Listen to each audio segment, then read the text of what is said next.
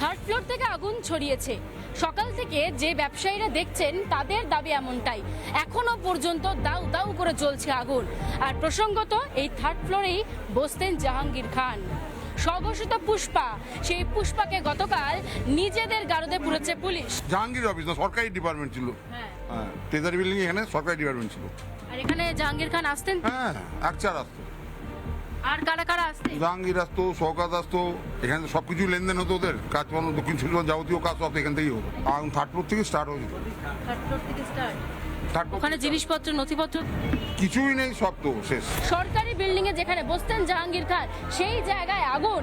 আর এই জায়গায় কোথাও গিয়ে দুয়ে দুয়ে চার করছেন বিজেপি নেতা রাকেশ সিং। তো অভিষেক ব্যানার্জি তো বাইরে আছেন না। জাহাঙ্গীর খানের মানে হলো অভিষেক ব্যানার্জি, আর অভিষেক ব্যানার্জির মানে হলো জাহাঙ্গীর খান। তো পাপটাকে ঢাকতে জন্য এটাকে আবার একটা নতুন করে পাপ করা হয়েছে। মানুষ বুঝে গেছে, মানুষকে বুঝাতে হবে না কি আজকে আমি মিডিয়াতে বলবো, মানুষ বুঝবে। মানুষ বুঝে গেছে কি একটা টিএমসি একটা এখনো চক্র আছে।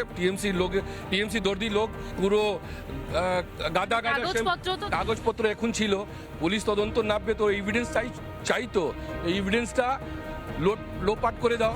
এটা খতিয়ে দেখতে হবে, কিন্তু যত সময় যাচ্ছে তত নথি পুড়ছে, এবং এই নথিগুলো খুব গুরুত্বপূর্ণ নথি। এবং এই সমস্ত ডিপার্টমেন্টের যা খবর আমরা পাচ্ছি, খতিয়ে দেখুক। এখানকার ইন্টারনাল ফায়ার সেফটিকে ট্যাবলেট খাইয়ে ঘুম পাড়িয়ে রাখা হয়েছিল। আলিপুর জেলা পরিষদের কর্মাধ্যক্ষের ঘরে বিধ্বংসী আগুন। সকাল থেকে দাউ দাউ করে জ্বলছে আগুন। সন্ধে কেটে গেলেও এখনো পর্যন্ত আগুন নিয়ন্ত্রণে আসেনি। দমকলের 13টি ইঞ্জিন এই মুহূর্তে ঘটনাস্থলে রয়েছে, তারা আগুন নিয়ন্ত্রণের চেষ্টা করছে। কিন্তু এই জায়গা থেকে দাঁড়িয়েই অন্তর্ঘাতের তথ্য কিন্তু উঠে আসছে। কারণ আলিপুর জেলা পরিষদের যে কক্ষে আগুন লেগেছে সেখানে কিন্তু জাহাঙ্গীরের পার্টি অফিস, অর্থাৎ জাহাঙ্গীরের অফিস সেখানে রয়েছে। অর্থাৎ জাহাঙ্গীর খান, যাকে ইতিমধ্যেই অ্যারেস্ট করা হয়েছে, তার দপ্তরও কিন্তু সেখানে রয়েছে। ফলত তার দপ্তরে যে সমস্ত কাগজপত্র, সে সমস্ত নথি কার্যত পুড়ে ছারখার হয়ে গিয়েছে, এমনটাই বিজেপির পক্ষ থেকে স্পষ্টত অভিযোগ করা হচ্ছে। সরকারি দপ্তরে যেভাবে আগুন লাগলো এবং তারপরে যেভাবে অন্তর্ঘাতে তথ্য সামনে আসছে, তা ঘিরে ইতিমধ্যেই রাজ্য জুড়ে তোলপাড় শুরু হয়েছে।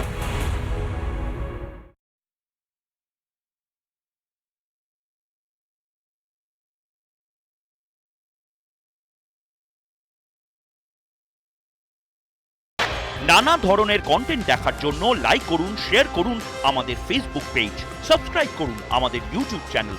পাশাপাশি অন্যান্য ব্রেকিং নিউজের জন্য অবশ্যই চোখ রাখুন রিপাবলিক বাংলায়।